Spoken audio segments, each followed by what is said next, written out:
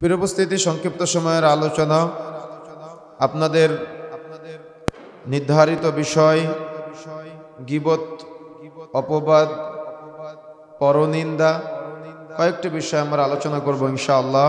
আমা তাওফিকে ইল্লা বিল্লাহ। আমরা আজকে অপরাধকে অপরাধ মনে করি না, আমরা আজকে গুনাহকে গুনাহ মনে করি না, আমরা আজকে পাপকে পাপ মনে করি না। অনেকেই পাপকে পাপ মনে না করে বুক ফুলিয়ে পাপ করার চেষ্টা করে, বরং পাপ করাটাকে পাপ করার পরে প্রাউড ফিল করে, বা আমি যে পাপ করলাম, পাপ করে নিজেকে আল্লাহ রাব্বুল আলামিনের ভয়ে ভীতু হওয়া দরকার ছিল, বা তওবার রাস্তা খুঁজে বের করার প্রয়োজন ছিল। কিন্তু আমাদের মানসিকতা আজকে এমন হয়েছে যে আমরা পাপ করার পরে ওটা আরো মানুষকে বলতে পছন্দ করি, বা অন্যের পাপগুলোকে নিয়ে আমরা উদ্ঘাটন করাকে বেশি পছন্দ করি। নিজেকে নিয়ে যতটুকু না ভাবি, অন্য ব্যক্তিকে নিয়ে আমার আপনার ভাবনা চিন্তা কেন জানি একটু বেশি। কথা বুঝেন না মনে হয়? আমাদের মাঝে পারিবারিক সম্পর্কগুলো নষ্ট হচ্ছে, সামাজিক সম্পর্ক নষ্ট হচ্ছে, স্বামী স্ত্রীর সম্পর্ক নষ্ট হচ্ছে, মা ছেলের সম্পর্ক নষ্ট হচ্ছে, প্রতিষ্ঠানের ম্যানেজিং কমিটির সদস্যদের মাঝে সম্পর্ক নষ্ট হচ্ছে, বন্ধুত্বের সম্পর্ক নষ্ট হচ্ছে, বা এমন যত সম্পর্ক নষ্ট হচ্ছে, এর যতগুলি কারণ আছে তার অন্যতম একটা কারণ হলো হৃদয় ছোট হয়ে যাওয়া আর অন্যকে নিয়ে চিন্তা করা আর অন্যের পিছনে লেগে থাকা। এই সর্বসাকুল্য সবগুলো বিষয় আমরা সামনে নিয়ে এসে আজকে সংক্ষিপ্ত সময় আলোচনা করবো ইনশাআল্লাহ।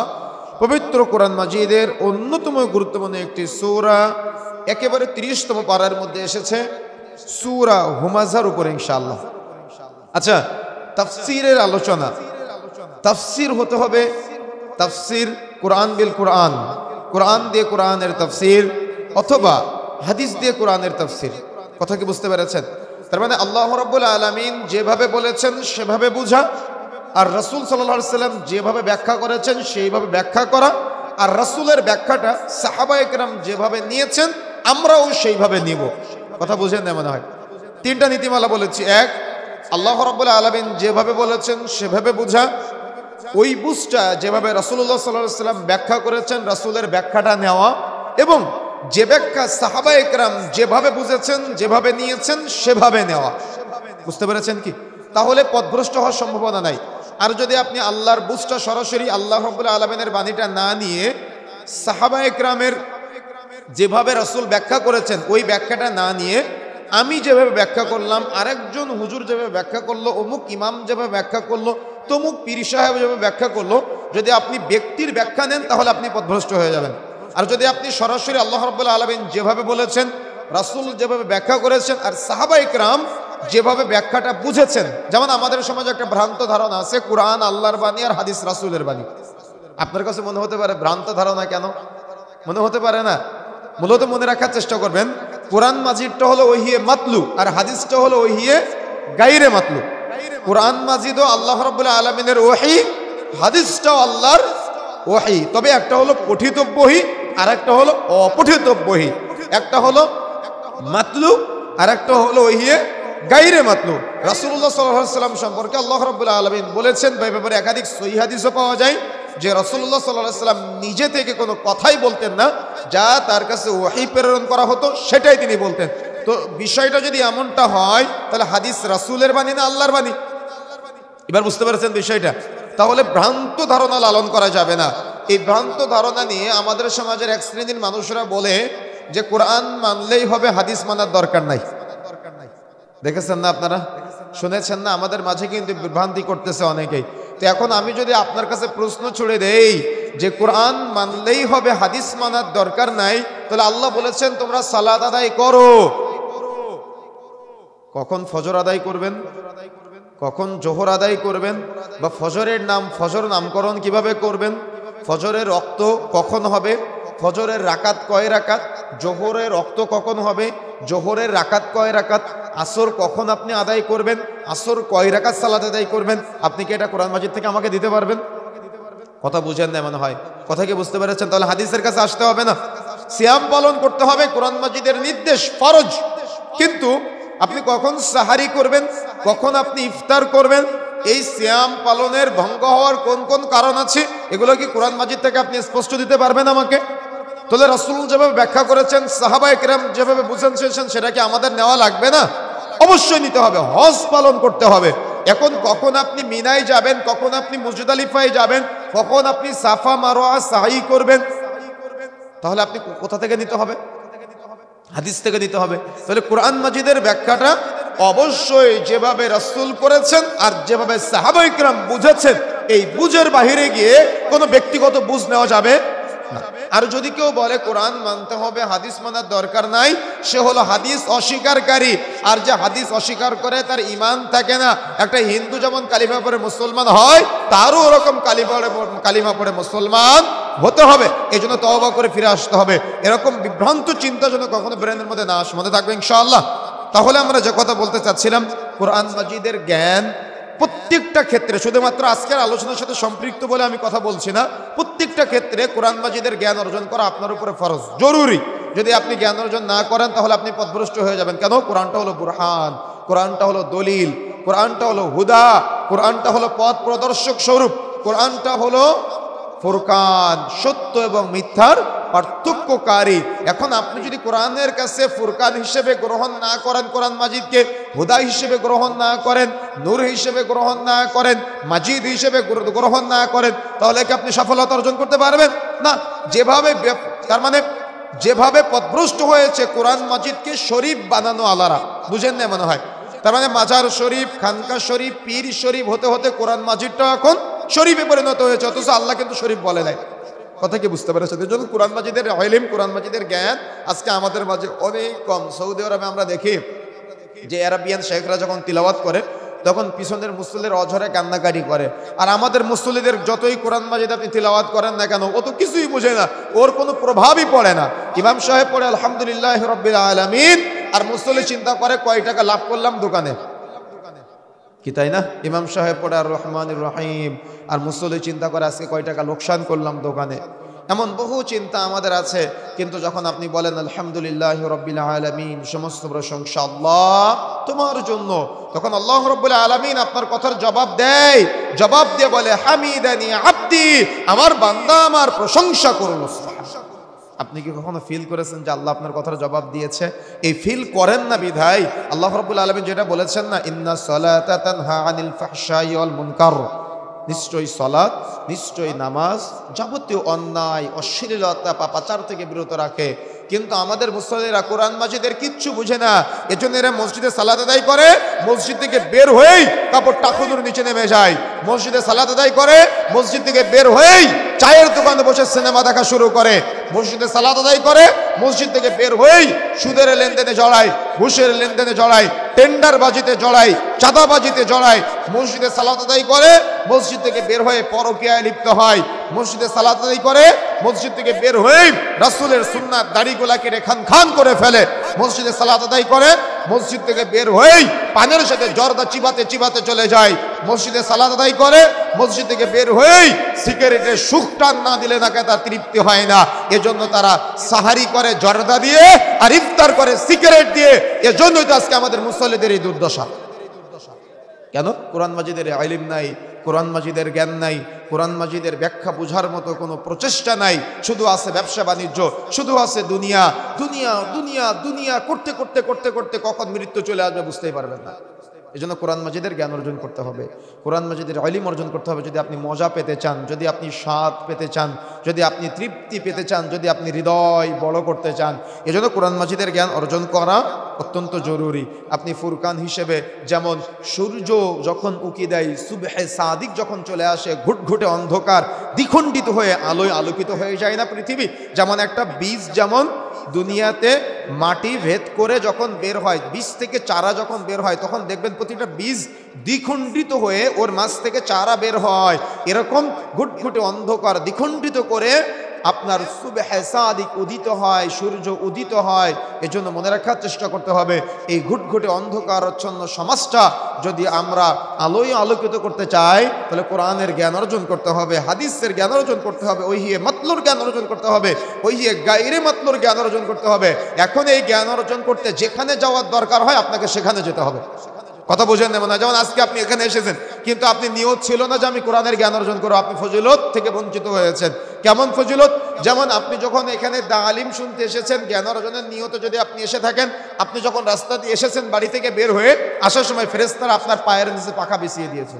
সুবহানাল্লাহ। আপনি এটা বুঝেন নাই, আপনি এটা ফিলও করেন নাই, আপনি এটা অনুধাবনও করেন নাই। যখন আপনি ইলম অর্জনের জন্য এসেছেন, তখন মাটির সমুদ্রের নিচের মাছ পর্যন্ত আপনার জন্য দোয়া করেছে, কিন্তু আপনার এটা ফিল হয় নাই, আপনি এটা চান নাই, আপনার ভিতরে ওই আকাঙ্ক্ষাটা নাই।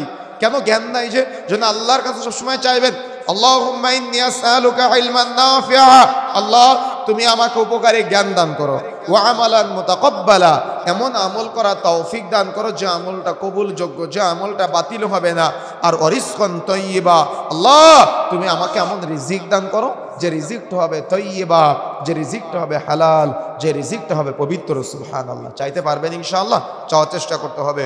দেখুন আল্লাহ রাব্বুল আলামিন পবিত্র কোরআন মাজিদের 104 নম্বর সূরা, সূরা হুমাযার মধ্যে আমাদের কি সতর্কবাণী করেছেন। সূরা হুমাযা, হুমাযা শব্দের অর্থ হলো পরনিন্দাকারী। আজকে আমি ব্যতিক্রম মাহফিলে এসেছি, সবাই বসে আছেন তালিমি বৈঠকের মতো মনে হচ্ছে আমার কাছে, সুন্দর পরিবেশ আলহামদুলিল্লাহ। আমি যে কথাগুলো বলবো আমি আলোচনা শেষে আবার জিজ্ঞাসা করব আজকের মাহফিলের জন্য, আপনাদের উত্তর দিতে হবে। আজকে অতর সূরার মধ্যে 5 শ্রেণীর অপরাধীকে নিয়ে কথা বলেছেন আল্লাহ। বলেন কয় শ্রেণীর? সবাইকে কথা বলতে হবে, কয় শ্রেণীর? 5 শ্রেণীর অপরাধীকে নিয়ে আলোচনা করা হয়েছে। এই 5 শ্রেণীর অপরাধী যাদেরকে আল্লাহ অপরাধী বলেছেন, বলেন তো তারা কি ছোট অপরাধী না বড় অপরাধী? প্রথম 3টা আয়াতে 5 শ্রেণীর অপরাধীকে নিয়ে আল্লাহ আলোচনা করেছেন, আর শেষের আয়াতগুলোতে আল্লাহ ওই অপরাধের শাস্তির কথা বলেছেন। তাহলে প্রথম 3টা আয়াতে আমরা 5 শ্রেণীর অপরাধীকে নিয়ে একটু আলোচনা করব এবং তাদেরকে আমরা খুঁজে বের করার চেষ্টা করব। সূরা হুমাযা, হুমাযা শব্দের অর্থ হলো পরনিন্দাকারী। হুমাযা শব্দের অর্থ কি বলেন তো? মনে থাকবে ইনশাআল্লাহ শেষ পর্যন্ত। হুমাযা শব্দের অর্থ কি? পরনিন্দাকারী। সূরা হুমাযা, এই যে 5 শ্রেণীর অপরাধীর কথা আল্লাহ রাব্বুল আলামিন বলেছেন, এই অপরাধটা মক্কি জীবন থেকে সংঘটিত হয়েছিল। রাসূলের মক্কি জীবন আগে না মাদানী জীবন আগে? কোন জীবনটা? মাদানী না মক্কি? মক্কি জীবনটা আগে। তো সূরা হুমাযা এটা হলো মক্কি সূরা, এটা হলো মক্কি জীবন, অর্থাৎ হিজরত করে আল্লাহ রাসূল মদিনায় যে এসেছিলেন, মদিনায় আসার আগেই সূরাটি নাজিল হয়েছে। তার মানে এই অপরাধগুলোকে নিয়ে আল্লাহ মক্কি জীবনে সতর্ক করেছিলেন।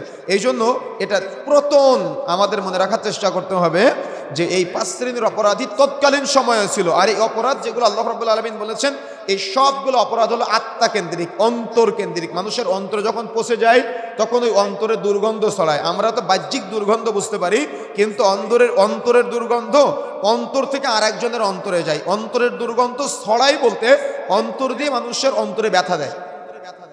বুঝেন না মনে হয়? অন্তরের দুর্গন্ধ কি বলেন তো? অন্তর দিয়ে আরেকজনের অন্তরে ব্যথা দেওয়া, কষ্ট দেওয়া। হয়তো আপনি লাঠির আঘাত করলেন না, কিন্তু অন্তর দিয়ে তার অন্তরে ব্যথা দিলেন। কথা কি বুঝতে পেরেছেন? বুঝেন না মনে হয়? কি বুঝতে পেরেছেন? আপনি আপনার হৃদয় দিয়ে তাকে এমনভাবে কিছু বললেন, সে তার হৃদয়ে ব্যথা পেল, সে তার হৃদয়ে আঘাত পেল। একটা চড় মারার থেকে ওই আঘাতটা বেশি ক্ষতিগ্রস্ত, বা ওই আঘাতটা তাকে বেশি কষ্ট দেয়। সেটা স্বামী স্ত্রীর মাঝে হতে পারে, মা ছেলের মাঝে হতে পারে, প্রতিবেশীর মাঝে হতে পারে, আত্মীয়তার মাঝে হতে পারে, বন্ধুত্বের মাঝে হতে পারে। কথা কি বুঝতে পেরেছেন? আর এই অপরাধ মানুষ কেন করে? সাকিনার অভাব, হৃদয়ের প্রশান্তির অভাবে মানুষ এই অপরাধগুলো করে। কোন কোন অপরাধ আমরা আলোচনা করবো ইনশাআল্লাহ। তাহলে সূরা হুমাযা এটা মাক্কি সূরা না মাদানী সূরা? পিছনের ভাইয়ারা, মাক্কি সূরা না মাদানী সূরা? মাক্কি সূরা। হুমাযা শব্দের অর্থটা কি? পরনিন্দাকারী। সূরা হুমাযা কত নম্বর সূরা? 104 নম্বর সূরা। মনে থাকবে ইনশাআল্লাহ। এখন আসুন, আউযু বিল্লাহি মিনাশ শাইতানির রাজীম, বিসমিল্লাহির রহমানির রহিম। পরম করুণাময় অসীম দয়ালু আল্লাহর নামে শুরু করছি। ওয়াইলুল লিকুল্লি হুমাযাতিল লুমাযা, ধ্বংসপ্রাপ্ত ওই ব্যক্তি যে মানুষের সামনে এবং পিছনে নিন্দা করে বেড়ায়। কে বলেছেন বলেন তো? এটা আমি বলেছেন, আল্লাহ বলেছেন। সরাসরি আল্লাহর কথা অনুবাদ করে শোনাচ্ছি আপনাদের। ওয়াইলুল লিকুল্লি হুমাযাতিল লুমাযা, অপরাধী হলো ওই ব্যক্তি যে মানুষের সামনে এবং যে মানুষের পিছনে নিন্দা করে বেড়ায়। আচ্ছা, এখানে 2 শ্রেণীর অপরাধীকে পেলাম, এক হুমাযা, আর এক হলো লুমাজা। একটা হলো সামনে নিন্দাকারী আর একটা হলো পিছনে নিন্দাকারী। আমরা পিছনে নিন্দাটা অনেকেই বুঝি, কিন্তু সামনে নিন্দাটা অনেকেই বুঝি না। বুঝতে পেরেছেন?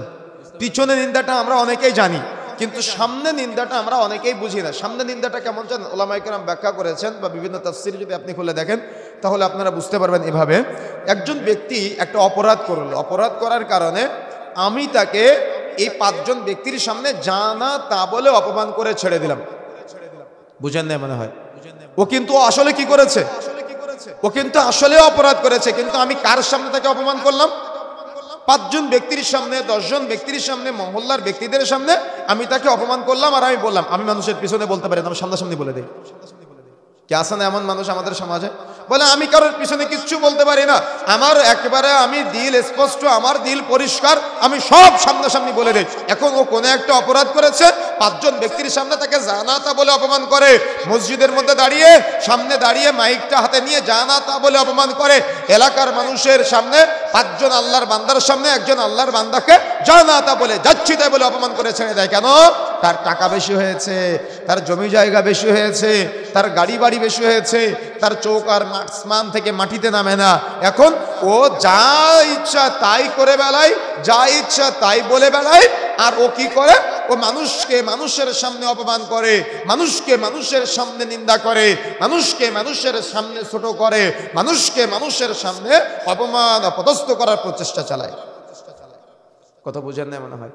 এটাতে এক শ্রেণীর। আর এক ক্যাটাগরির আপডেট এটা হলো, যারা আমরা সোশ্যাল মিডিয়া, ফেসবুক ইউজ করি, ব্যবহার করি, এই সোশ্যাল মিডিয়ায় প্রকাশ্যে একজন আরেকজনকে অপমান করা, গীবতে লিপ্ত হওয়া, ছোট করা, খাটো করা, নিন্দা করা, এটা মনের রোগ, এটা অন্তরের রোগ, এটা আত্মার রোগ।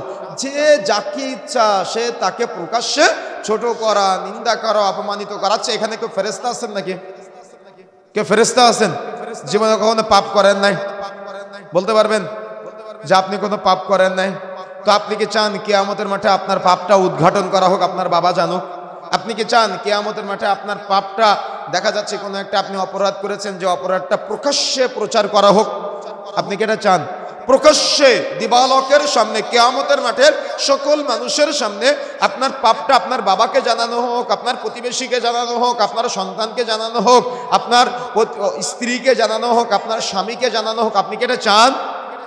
আমার কথা কি বুঝতে পেরেছেন? যদি আপনি এটা না চান, তাহলে আপনি কি চান? যে আমার পাপটা যাতে করে গোপন থাকে, আমার পাপটা যাতে করে কেউ জানতে না পারে, আমার পাপটা যাতে করে কারোর কাছে প্রকাশ না পায়। তো আপনি যেমন আজকে মানুষের পাপ প্রকাশে উদ্বুদ্ধ, বা আপনি যেমন মানুষের পাপ প্রকাশে অনেক তৃপ্তি পান, অনেক মজা পান, অর্থাৎ মানুষ বলতে আল্লাহর বান্দা, আপনি আমি কি? আমিও আল্লাহর বান্দা, আপনিও আল্লাহর বান্দা। আপনি আমাকে আর আমি আপনাকে প্রকাশ্যে 5 জন ব্যক্তির সামনে জানা তা বলে অপমান করা, বা আপনার আমার দেখা যাচ্ছে একে অপরের গোপন পাপগুলা মানুষের কাছে সামনাসামনি নিয়ে একেবারে প্রকাশ্যে তাকে ছোট করা, খাটো করা, নিন্দা করা, অপমানিত করা, এটা আমাদের নিত্যদিনের পেশা হয়ে গিয়েছে।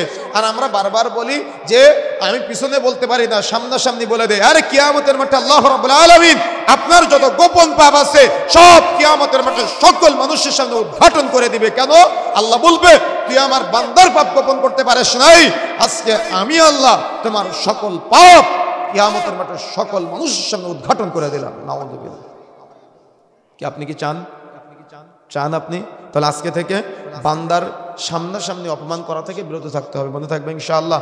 কোনো বান্দার আল্লাহ রাব্বুল আলামিন টাকা বেশি দিয়েছে হয়তো আপনাকে, আল্লাহ রাব্বুল আলামিন জমি জায়গা আপনাকে বেশি দিয়েছে, গাড়ি বাড়ি বেশি দিয়েছে, সম্মান বেশি দিয়েছে, কিন্তু আপনি মানুষের সামনাসামনি অপমান করাকে প্রশান্তির মনে করেন, তৃপ্তির মনে করেন, এটা জঘন্যতম অপরাধ, এটা বড় অপরাধ। আল্লাহ আপনাকে অপরাধী বলেছেন। সুতরাং আজকের পর থেকে এই দুঃসাহস আর কখনো দেখাবেন না। মনে থাকবে ইনশাআল্লাহ, যত আপনি দুঃসাহস দেখাবেন, দুনিয়াতে হয়তো আল্লাহর কোনো এক বান্দাকে অপমান করবেন, কিন্তু কিয়ামতের মাঠে আল্লাহ সুবহানাহু ওয়া তাআলা আপনাকে অপমান করবে। আপনার সকল পাপ প্রকাশ্য দিবালোকের ন্যায় সকল মানুষের সামনে উদ্ঘাটন করে দেখিয়ে দিবে। কথা কি বুঝতে পেরেছেন? আর একটা হলো পিছনে নিন্দা। এটাকে আবার ওলামায়ে কিরাম যদিও 2 ভাগে ভাগ করেছেন। দেখা যাচ্ছে একটা হলো গীবত আর একটা হলো অপবাদ। একটা কি বলেন তো? একটা হলো গীবত আর একটা হলো অপবাদ। গীবতটা হলো, দেখা যাচ্ছে আব্দুর রহমান একটা অপরাধ করেছে, কিন্তু ওই অপরাধী আব্দুর রহমান যখন অপরাধ করে তখন আব্দুর রহমান কি হবে? অপরাধী হবে। অপরাধীকে নিয়ে আমি আব্দুল কুদ্দুসের সাথে বললাম যে আব্দুর রহমান এই অপরাধ করেছে, আব্দুর রহমানের অগোচরে, এটা হলো গীবত। আর অপবাদ হলো আব্দুর রহমান আসলে অপরাধ করে নাই, কিন্তু আমি আব্দুল কুদ্দুসের সাথে বানায় বানায় বললাম যে আব্দুর রহমান এটা করেছে, আব্দুর রহমান ওই অপরাধ করেছে, আব্দুর রহমান ওই গুনাহাটা করেছে, বা আব্দুর রহমানের এই অপরাধ আছে। আর এই পাপগুলো কেমন জানেন? এই পাপগুলো হলো বলার জন্য মুখ চুলকায় আর শোনার জন্য কান চুলকায়। দেখবেন এই অপরাধগুলো এমন অপরাধ, এগুলো বলার জন্য মুখ খালি চুলকায় আর শোনার জন্য কান চুলকায়। এই জন্য মনে রাখার চেষ্টা করতে হবে আমাদের যে অপরাধ কিন্তু ছোট অপরাধ না, এটা অনেক জঘন্যতম অপরাধ, এটা অনেক বড় অপরাধ। এটা মানুষের পিছনে মানুষকে ছোট করা। আর পৃথিবীতে পাপ দুই ধরনের, একটা হলো আল্লাহ কেন্দ্রিক পাপ আর একটা হলো বান্দা কেন্দ্রিক পাপ।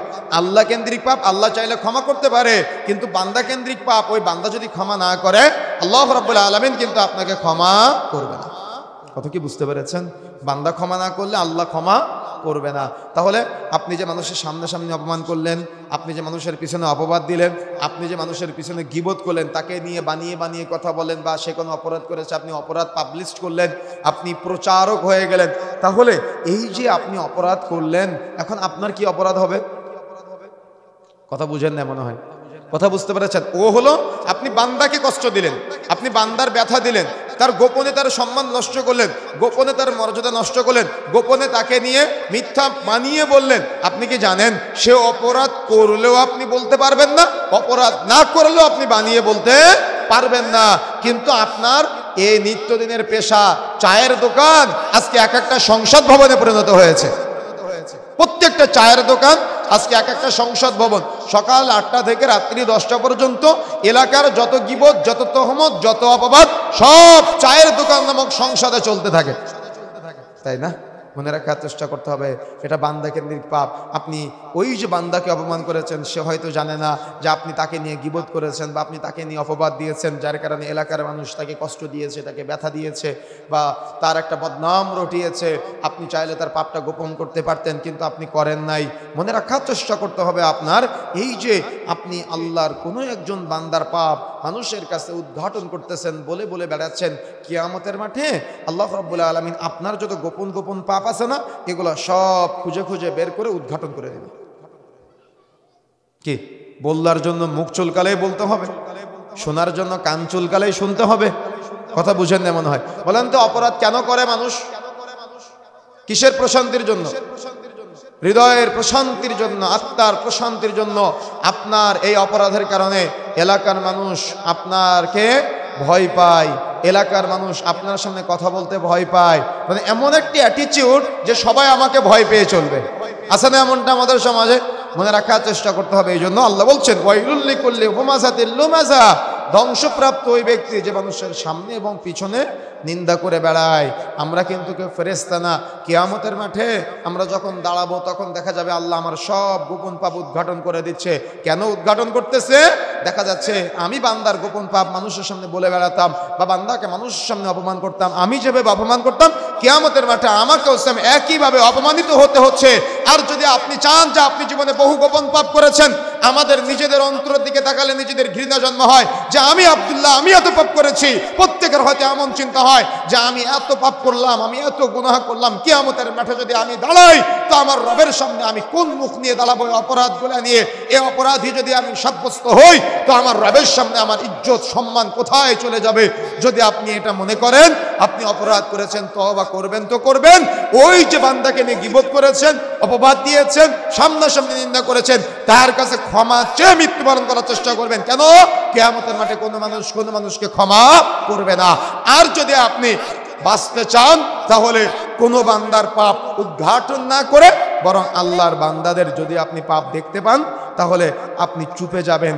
আপনি ভাববেন আমি ওই বান্দার পাপটা গোপন করলাম, আল্লাহ আমার একটা গোপন পাপ আছে, আমার রব তুমি আমার গোপন পাপটা কিয়ামতের মাঠে প্রকাশ করিও না, আল্লাহ তুমি আমাকে ক্ষমা করে দিও। বলেন সুবহানাল্লাহ। বুঝেন না মনে হয়? বুঝেছেন? কিন্তু আমাদের স্ট্যাটাস, আমাদের সামাজিকতা, আমাদের সামাজিক, তার মানে এটাকে মূল্যবোধ বলে না, তার মানে মূল্যবোধ ধ্বংস হয়ে যাচ্ছে যতগুলো কারণের মধ্যে তার একটা কারণ বলা চলে এগুলা। কারণ এগুলো আমাদের মাঝে বন্ধুত্বের সম্পর্ক নষ্ট করে দেয়, পাড়া প্রতিবেশীর সম্পর্ক নষ্ট করে দেয়। সারাদিন পরিশ্রম করে স্বামী বাড়িতে এসেছে, শাশুড়ি কোনো না কোনো একটা অপরাধ করেছে, স্বামীর কানে কানে ছেলে অর্থাৎ মাকে নিয়ে ছেলের সাথে চলতেছে। সকালে উঠে মা ছেলের সাথে দ্বন্দ্ব, সারাদিন পরিশ্রম করে ছেলে বাড়িতে এসেছে, বৌমা কোনো একটা অপরাধ করেছে, অপরাধটা চাইলে মা গোপন করতে পারত, কিন্তু ছেলে পরিশ্রম করে বাড়ি ফেরার পরেই আগে ঘরে যাওয়ার আগে মা বৌমাকে নিয়ে গীবত করে বৌমার প্রতি রাগ তৈরি করে দিয়ে তারপরে ঘুমায়। এমন বহু নজির বাংলাদেশের মাটিতে প্রতিটা পরিবারে অহরহ আছে। দিনী ভাইদের মাঝে সম্পর্ক নষ্ট হয়ে যাচ্ছে, পাড়া প্রতিবেশীর মাঝে সম্পর্ক নষ্ট হয়ে যাচ্ছে, আত্মীয়তার সম্পর্ক নষ্ট হয়ে যাচ্ছে। কেন ভাই, কেন এত সমস্যা আমাদের? মনে রাখার চেষ্টা করবেন, এই যত অপরাধ আছে সব অপরাধগুলো মানুষ করে হৃদয়ের প্রশান্তির জন্য, আত্মার প্রশান্তির জন্য, হৃদয়ের তৃপ্তির জন্য। এজন্য আমাকে আপনাকে তওবা করার চেষ্টা করতে হবে। পারবো ইনশাআল্লাহ? বা যে বান্দাকে নিয়ে গীবত করেছেন, যাকে নিয়ে অপবাদ দিয়েছেন, অবশ্যই স্মরণ করে তার কাছে ক্ষমা চেয়ে মৃত্যুবরণ করার চেষ্টা করতে হবে। তা না হলে ওই বান্দা কিন্তু কিয়ামতের মাঠে আপনাকে ক্ষমা করবে না। এই জন্য কোনো বান্দাকে নিয়ে কথা বলা এটা চারটিখানি ব্যাপার মনে করবেন না। চুপ থাকবেন কিন্তু কথা কম বলবেন, মনে থাকবে ইনশাআল্লাহ। এই কথা বন্ধ করতে হবে, টোটাল কথা বন্ধ করতে হবে।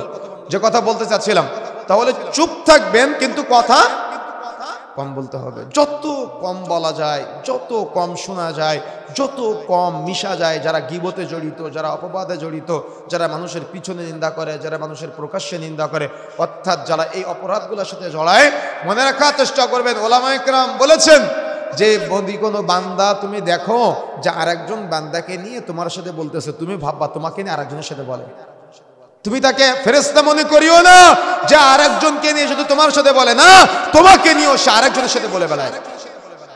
কথা কি বুঝতে পেরেছেন? এজন্য ফেরেশতা মনে করবেন না যে আরেকজনকে নিয়ে আপনার সাথে বলে বেড়ায়, বরং মনে রাখবেন আপনার সব অন্য জায়গায় ফ্লাশ হয়ে যায়, অন্য জায়গায় সব সে বলে বলে বেড়ায়। এই জন্য এদের থেকে দূরে থাকার চেষ্টা করবেন, যতটুকু নিয়ন্ত্রণে থাকা যায়, যত কম শোনা যায়, যত কম বলা যায়, যত কম দেখা যায়, তত ফিতনা মুক্ত আপনি থাকতে পারবেন। তা না হলে এই ফিতনার যুগে এই অপরাধে জড়িয়ে দেখা যাচ্ছে নিজের ঈমান, আমল, আকীদা সব নষ্ট হয়ে যাবে। এই জন্য হৃদয়ের প্রশান্তি দরকার। আর যার প্রশান্তি নাই তার হৃদয় হিংসায় দুমড়ে মুচকে একেবারে নিঃশেষ হয়ে যায়। এই জন্য কখনো হিংসা করবেন না। যার হৃদয়ে যত বেশি হিংসা সে তত বেশি গীবত করে, যার হৃদয়ে যত বেশি হিংসা সে তত বেশি অপবাদে জড়ায়। এই জন্য আমাকে আপনাকে সর্বদা প্রচেষ্টা চালাতে হবে হিংসা মুক্ত থাকার জন্য। মনে থাকবে ইনশাআল্লাহ, হিংসা করবেন না। কি করতে হবে বলেন? আমার দিকে তাকান, এদিকে এদিকে। কি করতে হবে? হিংসা করা যাবে না। কি করবেন? মন চাইলে ঈর্ষা করতে পারেন, হিংসা হারাম আর ঈর্ষা জায়েজ। মনে থাকবে ইনশাআল্লাহ, হিংসা হারাম আর ঈর্ষাটা জায়েজ। হিংসা দেখা যাচ্ছে আব্দুর রহমানের কোন একটা আল্লাহ নিয়ামত দিয়েছে, কিন্তু আপনি আল্লাহকে বলতেছেন, আল্লাহ তুমি আব্দুর রহমানকে কেন দিয়েছো? তার ধ্বংস হয়ে যাক, তার ছেলে যেন ভালো রেজাল্ট না করে, তার ব্যবসায় যেন ভালো ইনকাম না হয়, তার সম্মান সুখ্যাতি সব যেন ধ্বংস হয়ে যায়, সব তুমি আমার দাও, তার জন্য কোনো কিছু দিও না। কে আছে না এমনটা? তার খেতে প্রচুর ফসল হচ্ছে, আল্লাহ তুমি তার ফসল ধ্বংস করে দাও। তার মাছের ঘেরে প্রচুর মাছ হচ্ছে, তুমি তার মাছগুলাকে মেরে ফেলো, সব আমার দাও। কে আছে না এমনটা? অনেক ডাক্তার চিন্তা করে অমুক ডাক্তারের রুগী তো এত বেশি, আমার রুগী কেন নাই? ওই ডাক্তারের পিছনে কিভাবে লাগা যায়, ওই ডাক্তারের কিভাবে বদনাম করা যায়। কেমন বহু ক্যাটাগরি কিন্তু আমাদের মাঝে আছে, ব্যবসায়ীদের মাঝে। দোকানের দেখা যাচ্ছে এক দোকানে যাবেন, পাশের দোকানে যদি কোনো পণ্য থাকে তার দোকানে নাই, কিন্তু কখনো বলবেন যে ওই দোকানে আছে। বুঝেন না? মানে কেউ কারোর কল্যাণ চায় না, কেউ কারোর ভালো চায় না। সবাই কেন জানে আমাদের হৃদয়টা একেবারে দুমড়ে মুচকে একেবারে নিঃশ্বাস হয়ে গিয়েছে। আমাদের হৃদয়টা একেবারে ছোট, ন্যারো মাইন্ডের। বুঝেন? আপনার পাশের দোকানদার, আপনার দোকানে দেখা যাচ্ছে কোনো একটা পণ্য আছে কিন্তু তার দোকানে শেষ হয়েছে। এখন কোন একজন ক্রেতা গিয়ে বলতেছে, তাহলে আপনার দোকানে তো নাই, এটা কোন দোকানে পেতে পারি?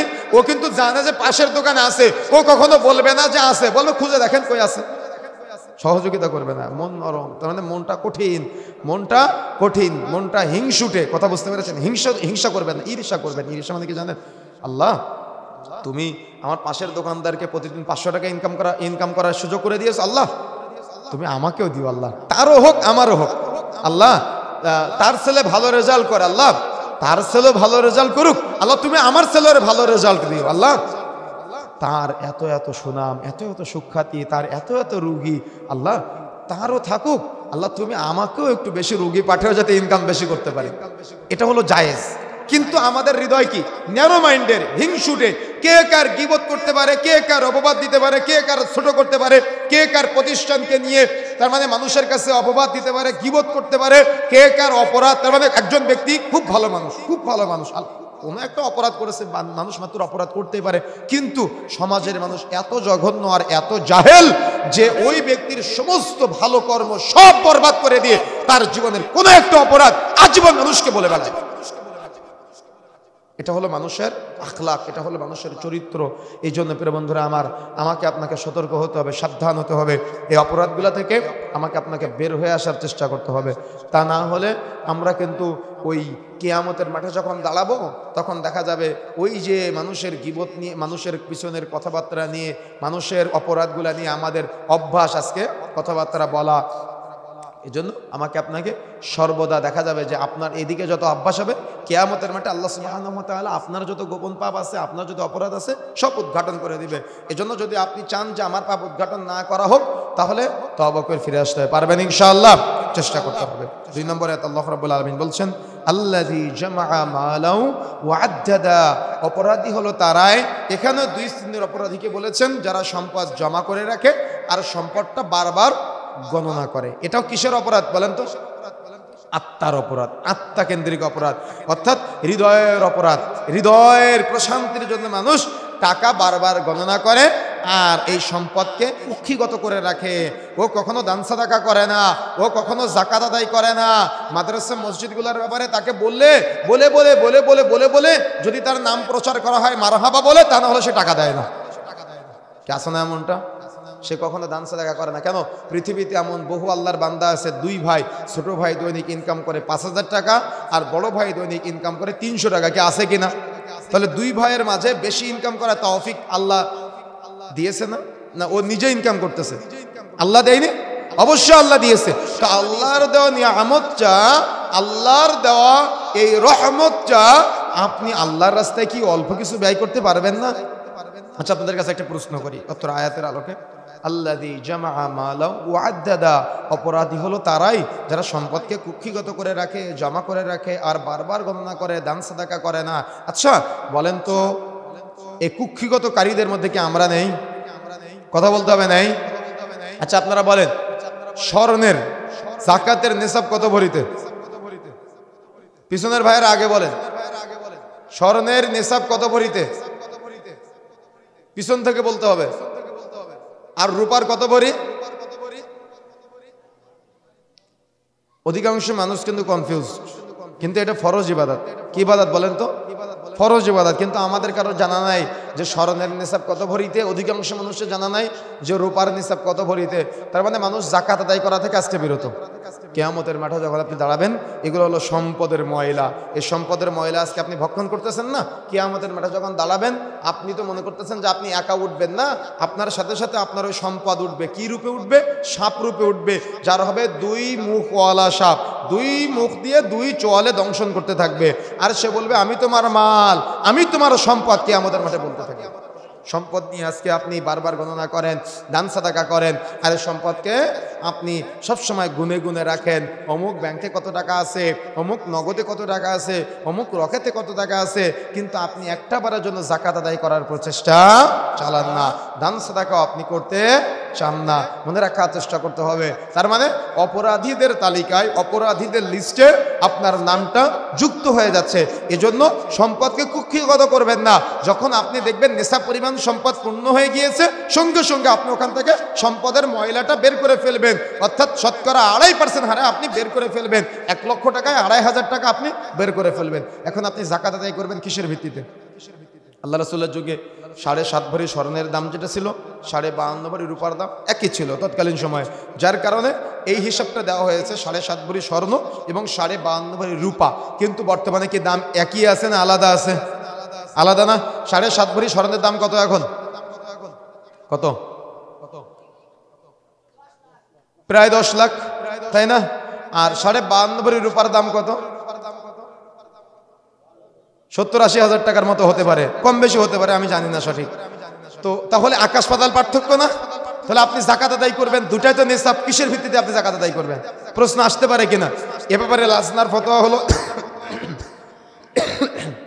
এবং এ ব্যাপারে স্পষ্ট মাসিক তাহরিকের ফতোয়া, মাসিক আল ইখলাসের ফতোয়া, মাসিক আল ইতিসামের ফতোয়া এবং আরাফাতের ফতোয়া হলো, যেহেতু রাসূলের যুগে 7.5 ভরি স্বর্ণ এবং 52.5 ভরি রূপা দুটাই আছে এবং তখন হয়তো সমমূল্যের ছিল, কিন্তু এখন পার্থক্য হয়েছে। এজন্য যদি কেউ স্বর্ণের হিসেবে জাকাত আদায় করে তাহলে সে গুনাহগার হবে না।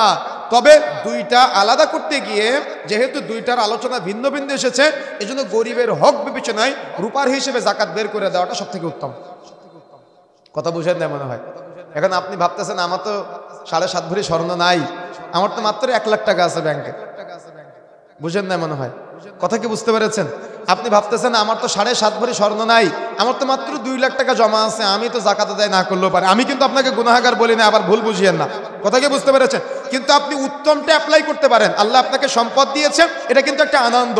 বছরের একটা সময়ে হিসাব বের করে আল্লাহ আপনাকে 2 লক্ষ টাকা নিয়ামত দিয়েছে, 1 বছর আপনার কাছে গচ্ছিত থাকবে। তার মানে যেদিন আপনার এই নেশাব পরিমাণ সম্পদ পূর্ণ হবে ওই দিনই জাকাত দিতে হবে এমনটা না, ওই সম্পদটা স্টে করবে আপনার কাছে 1 বছর, এক টানা আপনার কাছে থাকবে। 1 বছর পূর্ণ হওয়ার পরে আপনি জাকাত আদায় করবেন। 1 বছর আল্লাহ একটা সম্পদ আপনার কাছে রাখলো, আপনি ওখান থেকে শতকরা 2.5% জাকাত দিতে পারবেন না? কথা বুঝেন না মনে হয়? কেন আল্লাহ ছিনিয়ে নিতে পারতো না? বালা মুসিবত আসতে পারতো না? রোগ বিপদ এগুলো আসতে পারতো না? অবশ্যই আসতে পারতো, কিন্তু আল্লাহ আপনাকে হেফাজত করেছেন। আল্লাহর ভালোবাসাটা আপনি বুঝেন নাই।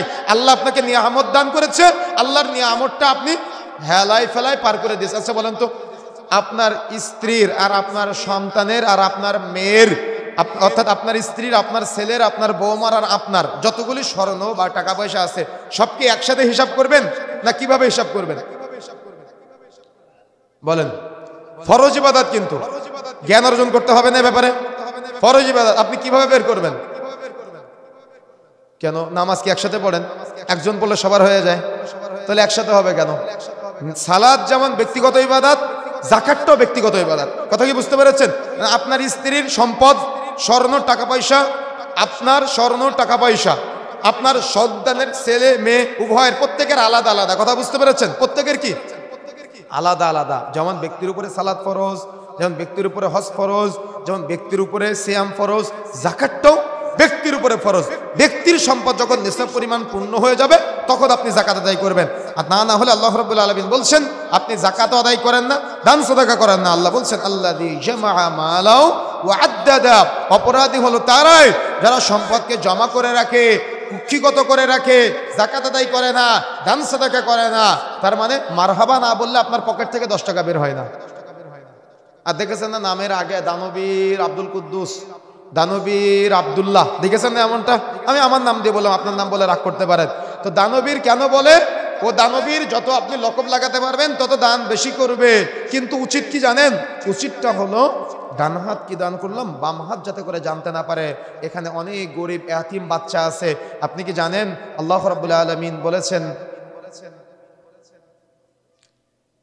সূরা আল মাউনের মধ্যে, সূরা আল মাউনের আরেকটা নাম হলো আল ইয়াতিম, ফাযালিকাল্লাযী ইয়াদুউল ইয়াতিম। এই আয়াতের কারণে সূরা আল মাউনের একটা নাম হলো আল ইয়াতিম। যদি কোনো ব্যক্তি অপরাধী হতে না চায় তাহলে সে যেন ইয়াতিমের সাথে রূঢ় আচরণ না করে। কেন? আল্লাহ বলেছেন ফাযালিকাল্লাযী ইয়াদুউল ইয়াতিম, অপরাধী হলো ওই ব্যক্তি যে ইয়াতিমের সাথে রূঢ় আচরণ করে। কিন্তু টাকা পয়সা বেশি হয়ে গিয়েছে, অহংকার এমন, ও যাকাত আদায় করে না, দান সাদাকাও করে না, কোনো ইয়াতিম বাচ্চাদের দেখলে আরো ঘাড় ধাক্কা দেয়, তার সাথে খারাপ আচরণ করে। কিন্তু উচিত ছিল যে ও ইয়াতিমের সাথে ভালো আচরণ করা, তার বছরে একটা দিন তার হাসি ফোটানো, 1 বছরের খাবারের খোরাক মিটিয়ে দেওয়া, 1 মাসের খাবারের খোরাক মিটানো, তার জীবনে কোনোদিন দেখা যাচ্ছে তার একটু ভালো মুখ দেওয়া, তার একটু প্রশান্তি দেওয়া। কিন্তু এটা আজকের মানুষ করে না, কিন্তু প্রয়োজন ছিল। এজন্য আল্লাহ রাব্বুল আলামিন বলছেন আল্লাযী জামাআ মালাও ওয়া আদ্দাদা, অপরাধী হলো তারাই যারা সম্পদকে কুক্ষিগত করে রাখে, দান সাদাকা করে না, যাকাত আদায় করে না, মানুষের পিছনে খরচ করে না, ফকির মিসকিন আসলে তাকে তাড়িয়ে দেয়, তার খাবারটা পর্যন্ত দিতে চায় না। অন্য সূরার মধ্যে আল্লাহ রাব্বুল আলামিন বলছেন ওয়ালা ইয়াহুদ্দু আলা তাআমিল মিসকিন, অপরাধী হলো তারাই যারা মিসকিনকে খাদ্য দানে অনুৎসাহ প্রদান করে। এই জন্য এই অপরাধগুলো থেকে আমাকে আপনাকে বের হয়ে আসতে হবে। আর এই যে অপরাধগুলোর কথা বললাম, এগুলো সব হৃদয়ের পাপ, আত্মার পাপ। আত্মার প্রশান্তির জন্য মানুষ সামনে নিন্দা করে, আত্মার প্রশান্তির জন্য মানুষ পিছনে নিন্দা করে, আত্মার প্রশান্তির জন্য মানুষ টাকা জমা রাখে, আত্মার প্রশান্তির জন্য মানুষ এই সম্পদগুলোকে বারবার গনে আর দেখে যে আমার কত সম্পদ, আমার কত ইজ্জত দুনিয়ায়, আমার কত মর্যাদা। আর সে কিভাবে জানেন? আল্লাহ বলছেন, এটা আমার কথা না, ইহসাবু আন্না মালাহু আখলাদা। আল্লাহ বলছেন ও মনে করে ওর ওই সম্পদটা দুনিয়াতে চিরজীবন থাকবে, বা অপর ব্যাখ্যা এসেছে ও মনে করে ওর সম্পদের মাধ্যমে দুনিয়াতেও আজীবন থাকবে। আপনার দাদার বাবার নাম বলতে পারবেন? দাদার বাবার জন্য দোয়া করেছেন কয়দিন? দাদার বাবার জন্য দান করেছেন কয়দিন? দাদার জন্য দান করেছেন কয়দিন বলেন? তো আপনি মারা যাওয়ার পরে আপনার ছেলে মনে রাখতে পারে, আপনি মারা যাওয়ার পরে তার ছেলে আর আপনাকে মনে রাখবে। আপনি এটা ভাবেন কিভাবে? আপনার ছেলে তো মনে রাখে না, আপনার ছেলে জানাজার নামাজ পড়াতে পারে না, আপনার ছেলে আপনি মারা যাওয়ার পরে বিয়ে বাড়িতে যেমন প্যান্ডেল করে খাওয়া দাওয়ার আয়োজন করে না, আপনি মারা যাওয়ার পরে ওর জ্ঞানের এত স্বল্পতা, ও জীবনও আপনার জন্য রব্বির হামহুমা কামা রব্বায়ানি সাগীরা দোয়া করে না। ও 1200 মানুষের আয়োজন করে বুড়ি ভোজ করে, গরু কিনে নিয়ে এসে, ছাগল কিনে নিয়ে এসে মানুষকে খাওয়ায়, আরও মনে করে আমি বাবাকে জান্নাতে পাঠালাম। কথা কি বুঝতে পেরেছেন? কেন? জ্ঞান নাই যে, বিবেক নাই যে। বিয়ে বাড়ির মতো আয়োজন করবে আপনি মরার পরে, কেন? জ্ঞান নাই। মানে আপনি মারা যাওয়ার পরে আপনার সন্তানও দোয়া করার সময় পাবে না। ও তার মানে এমনভাবে থাকবে যে ও আপনার কবর জিয়ারত করারও সময় পাবে না। অথচ আপনি মনে করতেছেন ইহসাবু আন্না মালাহু আখলাদা, আমার সম্পদ আমাকে চিরজীবন বাঁচিয়ে রাখবে, দুনিয়াতে এস্টাবলিশ করবে। এজন্য এই বাজারের মধ্যে 4টা দোকানের জায়গা আছে আপনার, 4টা দোকানের মধ্যে একটা আপনার বোনের আছে, কিন্তু কিভাবে দলিল ফাঁকি দিয়ে বোনের কাছ থেকে নিয়ে নেওয়া যায় আপনি চিন্তা করতেছেন। কার জন্য রেখে যাবেন? কার জন্য? ছেলের জন্য, ছেলের জন্য, মেয়ের জন্য। কিয়ামতের মাঠে আপনার ছেলে বলবে, আল্লাহ আমার বাবা চুরি করেছে জমি জায়গা দোকানপাট, আমি চুরি করিনি, আমার বাবাকে জাহান্নামে দেওয়া হোক, আমি আজকে জাহান্নামে যেতে চাই না। তখন আপনি কি বলবে জানেন? অকালাল ইনসানু মালাহা। কিয়ামতের মাঠে মানুষ আফসোস করবে আর বলবে, হায় আফসোস, আমার মাল আমার বিরুদ্ধে কথা বলে, আমার সন্তান আমার বিরুদ্ধে কথা বলে, আমার স্ত্রী আমার বিরুদ্ধে কথা বলে, আমার আসবাবপত্র আমার বিরুদ্ধে কথা বলে। সেদিন আপনি কি করবেন? কথা বুঝেন না মনে হয়। কথা কি বুঝতে পেরেছেন? ওই যে মাঠের মধ্যে নিচু জায়গায় যে জমিটা, ওইটা আপনার বোনকে দিয়েছেন, আর ফ্রন্টের যে জায়গাটা সেটা আপনি নিয়ে নিয়েছেন। আপনি আপনার বোনকে ফাঁকি দিয়েছেন, আপনি আপনার বোনের ছেলে মেয়েদের ফাঁকি দিয়েছেন। তাহলে এই যে আপনি ভাবলেন যে আপনার সম্পদ আপনাকে দুনিয়াতে চিরজীবন বাঁচিয়ে রাখবে, কিন্তু আপনি মারা যাওয়ার পরে আপনার সন্তানরা মারামারি করবে, কে কয় কাঠা, কে কয় কাঠা, কে কয় শতক জমি নিবে। কথা কি বুঝতে পেরেছেন? কথা কি বুঝতে পেরেছেন? তাহলে আপনার সন্তানরা এগুলো নিয়ে মারামারি করবে, তারা এগুলো নিয়ে কাটাকাটি করবে। 3তলা বিল্ডিং রেখে গেলে 4টা সন্তান, এদের মধ্যে মারামারি হবে। আপনি মরার পরে আপনার জানাজা পরে আগে কে কয়তলা নিতে পারে। কার জন্য রেখে গেলেন? কার জন্য? আল্লাহ রাব্বুল আলামিন এজন্য বলেছেন, আলহাকুমুত তাকাসুর, প্রাচুর্যের প্রতিযোগিতা তোমাদের মহোৎসন্ন করেছে, হাত্তা যুরতুমুল মাকাবির। এই মহোৎসন্নে আচ্ছন্ন মানুষ ততদিন থাকবে যতদিন পর্যন্ত মানুষ কবরে উপনীত না হবে। রাসূলুল্লাহ সাল্লাল্লাহু আলাইহি সাল্লাম বলছেন, আদম সন্তানকে এক মুখ ভর্তি শর্মা দেওয়া হবে, আদম সন্তান আর এক মুখ ভর্তি শর্মা চাইবে, এতক্ষণ পর্যন্ত চাইতেই থাকবে, চাইতেই থাকবে, যতক্ষণ পর্যন্ত না আদম সন্তানের মুখ মাটি দ্বারা পূর্ণ করা হবে, ততক্ষণ পর্যন্ত আদম সন্তান চাইতেই থাকবে, চাইতেই থাকবে। কি এটা আমাদের প্রবন্ধতা না? যেন আল্লাহ বলছেন, ইহসাবু আন্না মালাহু আখলাদা। এরা মনে করে এদের সম্পদ দুনিয়াতে চিরজীবন এদের বাঁচিয়ে রাখবে। এজন্য এরা যখন ব্যবসা করে, তখন মাছ বিক্রয় করে, যখন ও মাছ কিনেছে 300 টাকা দিয়ে, কিন্তু বলতেছে আল্লাহর কসম মাছ কিনেছি 310 টাকা দিয়ে, কিন্তু আপনাকে 305 টাকা দিলাম। আপনাকে কসম কাটতে বলেছে আমি, কিন্তু আপনি কসম কেটে ব্যবসাটাকে হারামে পরিণত করে ফেললেন। আর ভাবতেছেন আপনার এই 5 টাকা আপনাকে চিরজীবন বাঁচিয়ে রাখবে, চিরজীবন সম্মানিত করবে, বড় লোক বানাবে, এতই সস্তা। যেন আল্লাহ বলছেন, ইহসাবু আন্না মালাহু আখলাদা। তারা মনে করে তাদের সম্পদ দুনিয়াতে তাদের আজীবন বাঁচিয়ে রাখবে, চিরঞ্জীব করবে। এই আত্মার অপরাধ, এগুলো হলো আত্মার প্রশান্তির জন্য মানুষ করে।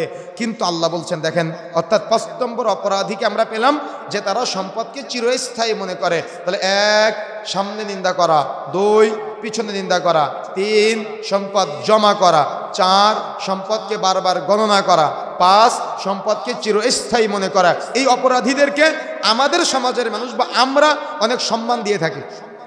কথা বুঝেন না মনে হয়? অনেক সম্মান দিয়ে থাকি, অনেক মর্যাদা দিয়ে থাকি, কিন্তু আল্লাহ বলছেন কাল্লা, কখনো না, তারা সম্মানিত না।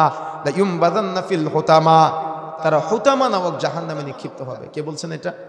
আল্লাহ বলছেন। কিন্তু আপনার চোখে আমার চোখে তারা দুনিয়াতে সম্ভ্রান্তশালী, আপনার চোখে আমার চোখে দুনিয়াতে তারা অনেক মর্যাদার, দুনিয়াতে তারা অনেক ইজ্জতের, অনেক সম্মানের, কিন্তু আল্লাহ বলছেন কাল্লা জাহান্নামে নিক্ষিপ্ত হবে। ওয়ামা আদরাকা মাল হুতামা, মুহাম্মদ তুমি কি জানো এই হুতামা নামক জাহান্নামটা কি জিনিস? যারা অপরাধে জড়ান, সামনে নিন্দা করেন, পিছনে নিন্দা করেন, গীবত তহমত করেন, ফেসবুক একজন আরেকজনকে নিয়ে অপবাদে জড়ান, আল্লাহ বলছেন ওয়ামা আদরাকা মাল হুতামা, মুহাম্মদ তাদেরকে যে হুতামা নামক জাহান্নামে নিক্ষিপ্ত করা হবে, তুমি কি জানো সেই হুতামা নামক জাহান্নাম কি জিনিস? আল্লাহ নিজেই বলছেন নারুল্লাহিল মুকাদা, সেটা হলো আল্লাহর তৈরি প্রজ্বলিত আগুন, যে আগুন জ্বলতেছে চলমান, কথা বুঝতে পেরেছেন? ওটা হলো আল্লাহর তৈরি প্রজ্বলিত আগুন। আল্লাহ বলছেন আল্লাতী তাত্তালিউ আলাল আফিদা, যে আগুন তাদের হৃদয়টা চূর্ণ বিচূর্ণ করে দিবে, আত্মা ফাটিয়ে দিবে, আত্মা গলিয়ে দিবে। কেন আত্মা? কেন আত্মা বলেন? কেন আত্মার কথা বলা হয়েছে? কেন আল্লাহ বলছেন আল্লাতী তাত্তালিউ আলাল আফিদা? তার আত্মাটাকে চূর্ণ বিচূর্ণ করা হবে, তার আত্মাটাকে ফাটিয়ে দেওয়া হবে, ছিন্ন ভিন্ন করে দেওয়া হবে। কেন আল্লাহ আত্মার কথা বলেছেন? ওই যে গীবত কেন করে? আত্মার প্রশান্তির জন্য। অপবাদ কেন দেয়? আত্মার প্রশান্তির জন্য। সামনে নিন্দা কেন করে? আত্মার প্রশান্তির জন্য। টাকা বারবার গোনে কেন? আত্মার প্রশান্তির জন্য। জমা করে কেন? আত্মার প্রশান্তির জন্য। সম্পদকে চিরস্থায়ী মনে করে কেন? আত্মার প্রশান্তির জন্য। এজন্য আল্লাহ বলছেন আল্লাতী তাত্তালিউ আলাল আফিদা, তার আত্মাটাকে চূর্ণ ভিন্ন করে দেওয়া হবে, ছিন্ন ভিন্ন করে দেওয়া হবে, আত্মা ফাটিয়ে দেওয়া হবে, আত্মা গলিয়ে দেওয়া হবে। ইন্নাহা আলাইহিম মুসাদা, এটা এমন জাহান্নাম যেটা আবদ্ধ জাহান্নাম, যে জাহান্নাম আবদ্ধ অবস্থায় জাহান্নামীদেরকে শাস্তি দিবে। আচ্ছা বলেন তো, খোলা জায়গায় আগুন লাগলে সে আগুনের তেজ বেশি, না আবদ্ধ জায়গায় আগুন লাগলে সে আগুনের তেজ বেশি? কোনটা? আবদ্ধ না? যেমন মহিলাদেরকে শোনাবেন আজকে বাড়িতে গিয়ে, মহিলাদেরকে মনে করায় দিবেন আপনার স্ত্রী গোশত রান্না করে কিসে? হ্যাঁ, প্রেসার কুকারে। কিসে রান্না করে? প্রেসার কুকারও রান্না করে, কড়াইও রান্না করে। আপনার স্ত্রীকে বলবেন তুমি যে এত এত গীবত করো, তো এই প্রেসার কুকারে গোশত রান্না করতে সময় বেশি লাগে না খোলা কড়াই বেশি লাগে? কোনটায় বেশি সময় লাগে? কোনটায়? আর কম সময় লাগে কোনটায়? প্রেসার কুকারে। প্রেসার কুকারে দরজা জানালা আছে নাকি? তো হুতামা নামক জাহান্নাম দরজা জানালাবিহীন জাহান্নাম, আবদ্ধ জাহান্নাম। এখন আপনি হয়তো বলতে পারেন তাহলে ঢুকলো কিভাবে? আল্লাহ বলছেন ফি আমাদি মুমাদ্দাদা, জাহান্নামীদেরকে জাহান্নামে ঢুকানোর পরে দরজায় খুঁটি কেটে দেওয়া হবে যাতে করে তারা বের হতে না পারে। তাহলে কি হয়ে গেল? আবদ্ধ হয়ে গেল। এই জাহান্নামের মধ্যে বিশাল বিশাল খুঁটি থাকবে, যে খুঁটির সাথে তাদেরকে বেঁধে বেঁধে শাস্তি দেওয়া হবে। কেন এত শাস্তি? ও আল্লাহর বান্দাকে অপমান করেছে, তাই আল্লাহ তাকে অপমান করবে কিয়ামতের মাঠে, আল্লাহ তাকে শাস্তি দিবে কিয়ামতের মাঠে। এই জন্য সতর্ক হতে হবে, সাবধান হতে হবে। আপনি হয়তো এটাকে অনেক ছোট অপরাধ মনে করেন, কিন্তু এগুলা সাকিনা নাই, হৃদয়ের প্রশান্তি নাই, যার কারণে মানুষ এই অপরাধগুলোর সাথে জড়ায়। সুতরাং অত্র সূরাকে সামনে রেখে আমি কয়েকটা সারমর্ম আপনাদের মাঝে নিয়ে এসেছি, যে সাকিনা বা হৃদয়ের প্রশান্তি লাভের জন্য আপনি কি কি করতে পারেন, বা প্রশান্তি লাভ করলে আপনার কি কি উপকার হতে পারে, বা প্রশান্তি লাভের উপকারিতা বা প্রয়োজনীয়তা কি হতে পারে। তার মধ্যে 1 নম্বর, সাকিনা হৃদয়ের প্রশান্তি আপনার ঈমান বৃদ্ধি করবে। যত আপনার হৃদয়ে প্রশান্তি থাকবে, হিংসা থাকবে না, গীবত থাকবে না, তহমত থাকবে না। নিজেকে নিজে চিন্তা করবেন, না আমি তো অমুক জায়গায় অপরাধ করেছিলাম হাত দিয়ে, যখন অজু করতেছি আমি তখন স্মরণ করলাম আল্লাহ, এই অজুর সময় স্মরণ করতেছি আল্লাহ তুমি আমার পাপগুলোকে ক্ষমা করে দাও। অজুর পানির সাথে ঝরে ঝরে পড়ে যাবে সুবহানাল্লাহ। যখন আমি সাজদায় যাব, সাজদায় গিয়ে স্মরণ করবো আল্লাহ আমি অমুক অমুক জায়গায় অপরাধ করেছিলাম, আল্লাহ তুমি আমার অপরাধগুলোকে ক্ষমা করে দাও। সাজদায় আপনার গুনাহ ক্ষমা হয়ে যাবে সুবহানাল্লাহ। এটা হলো সাকিনা। রবের সাথে যত আপনি কথা বলতে পারবেন তত আপনার হৃদয়ে প্রশান্তি বাড়বে। 2 নম্বর, আল্লাহর আনুগত্য অবিচল থাকা। যত আপনি সাকিনা হৃদয়ে প্রশান্তি পাবেন তত আল্লাহর আনুগত্য করে আপনি প্রশান্তি ফিল করবেন, হৃদয়ে তৃপ্তি পাবেন, হৃদয়ে আনন্দ, অন্যরকম একটা উৎফুল্ল থাকবে। দুনিয়া নিয়ে আপনার অত টেনশন থাকবে না। আল্লাহ যা রিজিক দিয়েছে আলহামদুলিল্লাহ, আরও চাই আরও চাই, মোহে মোহচ্ছন্ন হয়ে আপনি দুনিয়ামুখী হওয়া থেকে বিরত থাকবেন। তারপরে অন্তর জগৎ প্রশস্ত ও আলোকিত হয়। অন্তরের আলো আছে, কিন্তু অন্তরের আলো বুঝেন, অন্তরের প্রশস্ততা বুঝেন। যত আপনার অন্তরের প্রশস্ততা কমবে তত আপনার হিংসা বাড়বে, বিদ্বেষ বাড়বে। যত আপনার অন্তরে আলো থাকবে না তত আপনার অন্তরে অন্ধকার ছড়াবে। অন্ধকার আপনার অন্তরকে গ্রাস করে ফেলবে, আপনার অন্তরকে একেবারে দুমড়ে মুচড়ে নষ্ট করে ফেলে দেবে। এই জন্য যদি আপনি চান, আপনার হৃদয়ে প্রশান্তি চান, আপনার হৃদয়ে আপনি প্রশস্ততা চান, আলো চান, তাহলে সাকিনা অর্জন করতে হবে। সাকিনা হৃদয়ের প্রশান্তি, সেটা হলো রবের পক্ষ থেকে হৃদয়ের প্রশান্তি। চিন্তা মুক্ত সুখী জীবনের হাতিয়ার সাকিনা। চিন্তা মুক্ত, টেনশন ফ্রি, ওর কোনো টেনশন নাই। ইনকাম 500 টাকা কেন, 5000 টাকা কেন, 100 টাকা কেন, ওর কোনো টেনশন নাই। রিজিকের মালিক আল্লাহ। ও প্রচেষ্টা চালাবে, তবে প্রচেষ্টা করবে। রিজিকের মালিক কে? আল্লাহ। কিন্তু প্রচেষ্টা চালাবে, হারাম ইনকাম করবে না। পাশের দোকানদার সিগারেট বিক্রয় করে, ও ভাববে না আমি তো সিগারেট বিক্রয় করলে সকাল 8টা থেকে রাত্রি 10টা পর্যন্ত যত মানুষের সিগারেট বিক্রয় করব সবার একটা করে বাবার হবে না, আমি অপরাধ করব না। প্রশান্তি আছে, বুঝেন না মনে হয়? সবাই আমার বাজারে সবাই সিনেমা দেখায় চায়ের দোকানে, কিন্তু আমি আমার চায়ের দোকানে সিনেমা দেখাবো না, আমার ইনকাম কম হোক, এটা হৃদয়ের প্রশান্তি। বুঝেন না মনে হয়? আমি বুঝাতে পারি না মনে হয়, কথা কি বুঝতে পেরেছেন? এটা হলো হৃদয়ের প্রশান্তি। সকালে বাড়ি থেকে বের হবেন, যদি আপনার প্রশান্তি থাকে হৃদয়ে, তাহলে আপনার এই প্রশান্তি আপনার সাংসারিক জীবনেও সুখ বয়ে আনবে। আল্লাহ রাসূল সাল্লাল্লাহু আলাইহি ওয়াসাল্লাম বলেছেন, দুনিয়া কুল্লুহা মাতা, গোটা পৃথিবীটা সম্পদ, ওয়া খায়রু মাতাঈদ দুনিয়া, তার মধ্যে শ্রেষ্ঠ সম্পদ হলো আল মারআতু আস-সালিহা, সতী এবং সাধবী স্ত্রী। আপনার সতী ও সাধবী স্ত্রী আপনার হৃদয়ে প্রশান্তি বয়ে নিয়ে আসবে। আপনি বিপদে আছেন, আপনার স্ত্রী আপনাকে সান্ত্বনা দিবে। কিন্তু আপনি বিপদে আছেন, এমনিতে ঋণগ্রস্ত, যদি আপনার প্রশান্তি না থাকে, সাকিনা না থাকে পরিবারে, তাহলে আপনার স্ত্রী উল্টা বলবে, আরে আমি বলে শুধু তোমার সংসার করতেছে, আর কে হলে করতো না জীবনে। কথা বুঝেন নাই? এটা হলো প্রশান্তি আর প্রশান্তি না থাকার মধ্যে পার্থক্য। আর যদি আপনার পরিবারে দিনদার, পরহেজগার, তাকওয়াশীল স্ত্রী থাকে, ওলামায়ে কেরাম বলেছেন পূর্ণিমার চাঁদ উঠলে যেমন স্নিগ্ধতা ছড়ায় না, আপনার পরিবারে এরকম স্নিগ্ধতা ছড়াবে। হরিণের নাভি থেকে কস্তুরী সুঘ্রাণ বের হয় না, আপনার পরিবারে এরকম সুঘ্রাণ থাকবে সর্বদা। বৃষ্টি নামলে যেমন মানুষের হৃদয়ে প্রশান্তি চলে আসে, যদি আপনার পরিবারে দিনদার স্ত্রী থাকে, আপনার পুরো পরিবারটা হবে প্রশান্তির পরিবার। এটাকে বলা হয়েছে সাকিনা, এটাকে বলা হয়েছে হৃদয়ের প্রশান্তি। এটা হলো উপকারিতা। এখন আসেন কিভাবে অর্জন করবেন, বা আল্লাহর প্রতি ঈমান আনা, আল্লাহর পরিচয় সম্পর্কে জানা। আপনি কিভাবে প্রশান্তি আনবেন? আল্লাহর পরিচয় সম্পর্কে জানতে হবে, ঈমান আনতে হবে, অর্থাৎ তাওহীদের জ্ঞান অর্জন করতে হবে। তাওহীদ উলুহিয়া, তাওহীদ রুবুবিয়্যা, তাওহীদ আসমা সিফাতের জ্ঞান প্রত্যেক মুসলিমের জানা ফরজ। যদি কোনো মুসলমান তাওহীদের জ্ঞান না রাখে, তার নামাজ কবুল হবে না, তার হজ কবুল হবে না, তার যাকাত কবুল হবে না, তার দান সাদাকা কবুল হবে না। কেন? একটা মাজার সামনে আছে, আপনি আল্লাহকে সাজদা না দিয়ে মাজারের সাজদা দিচ্ছেন। সৌদি আরবে হজ করতে গিয়েছেন, কিবলার দিকে না করে আপনি রওজার দিকে হাত তুলে দোয়া করতেছেন। বুঝেন না মনে হয়? কথা কি বুঝতে পেরেছেন? এরকম বহু তাওহীদের জ্ঞান না থাকলে আপনি বিভ্রান্ত হয়ে যাবেন। এজন্য তাওহীদের জ্ঞান অর্জন করা ফরজ। আল্লাহ সম্পর্কে জানতে হবে, কে আপনার সৃষ্টিকর্তা, কে আপনাকে সৃষ্টি করেছেন। আমাদের সমাজে কালিমার অনুবাদ করা হয় লা ইলাহা ইল্লাল্লাহর অর্থ কি? আল্লাহ ছাড়া মাবুদ না, এটা ভুল অনুবাদ। বরং অনুবাদ হলো বিহাক্কিন লা মা'বুদা ইল্লাল্লাহ, আল্লাহ ছাড়া হক, আল্লাহ ছাড়া সত্য, আল্লাহ ছাড়া প্রকৃত কোনো মা'বুদ নাই। কেন?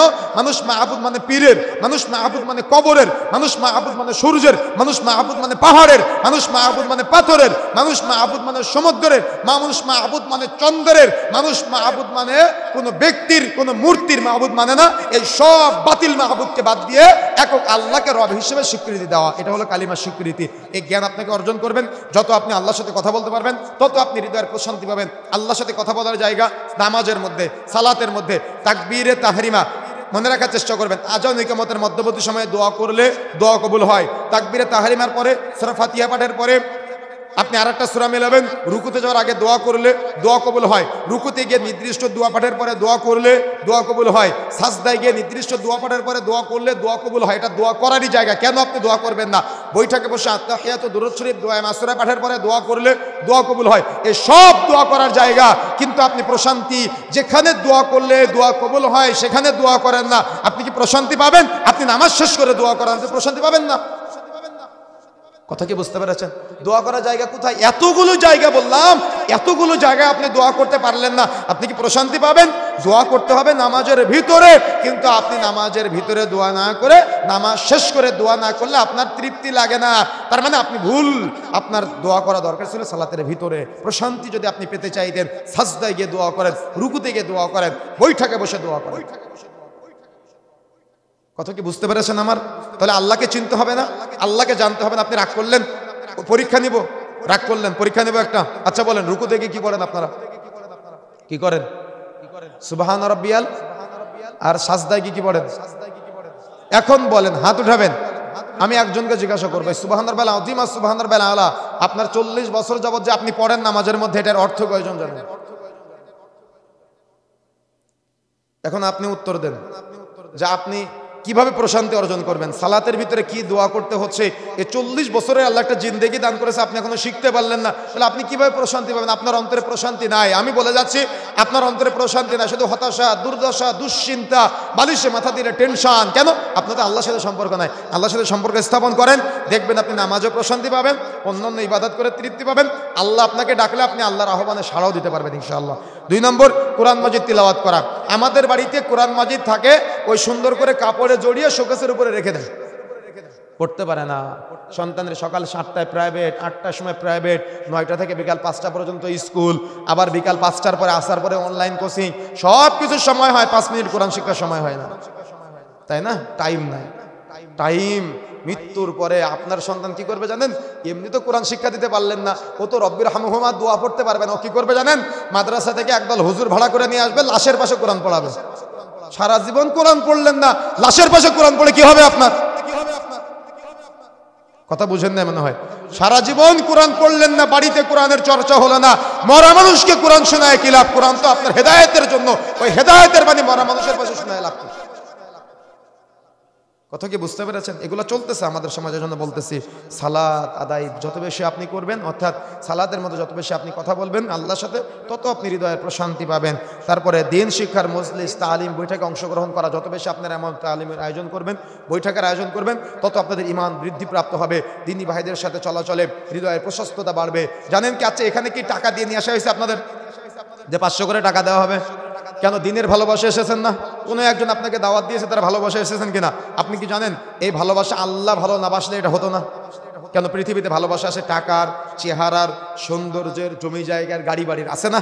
কিন্তু এর মাঝেও একটা ভালোবাসা লিল্লাহ, আল্লাহর ভালোবাসা। আল্লাহ রাব্বুল আলামিন ফেরেশতা জিবরিল আমিনকে কাছে রাখ দিয়ে বলে, আমি ওই আব্দুর রহমানকে ভালোবাসি, আব্দুল কুদ্দুসকে ভালোবাসি, আব্দুল সাত্তারকে ভালোবাসি, তুমিও তাকে ভালোবাসো। ফেরেশতা জিবরিল আমিন আবার অন্যান্য সকল ফেরেশতাদেরকে ডাক দেয়, ডেকে বলে, আমি ভালোবাসি, আল্লাহ ভালোবাসে, তোমরাও তাকে ভালোবাসো। বলো সুবহানাল্লাহ। তখন ওই বান্দার মাধ্যমে এমন এমন কিছু কাজ করিয়ে নেওয়া হয় যার মাধ্যমে দুনিয়াবাসীও তাকে ভালোবাসে। সুবহানাল্লাহ। কিসের ভালোবাসা? আল্লাহর জন্য ভালোবাসা। চেহারা না, টাকা পয়সা না, জমি জায়গা না, গাড়ি বাড়ি না, শুধু দিন, তাকওয়া, আল্লাহ ভীতির জন্য একে অপরকে ভালোবাসবেন। নেককার জীবনসঙ্গী, যেটা বলেছিলাম না, নেককার জীবনসঙ্গী, দিনদার, পরহেজগার, তাকওয়াশীল আপনার স্ত্রী থাকলে সন্তানগুলো আদর্শিত হবে। আমার আগে শেখ আব্দুর রাশেদ সালাফি তিনি এ ব্যাপারে আলোচনা করতেছিলেন, চমৎকার আলোচনা।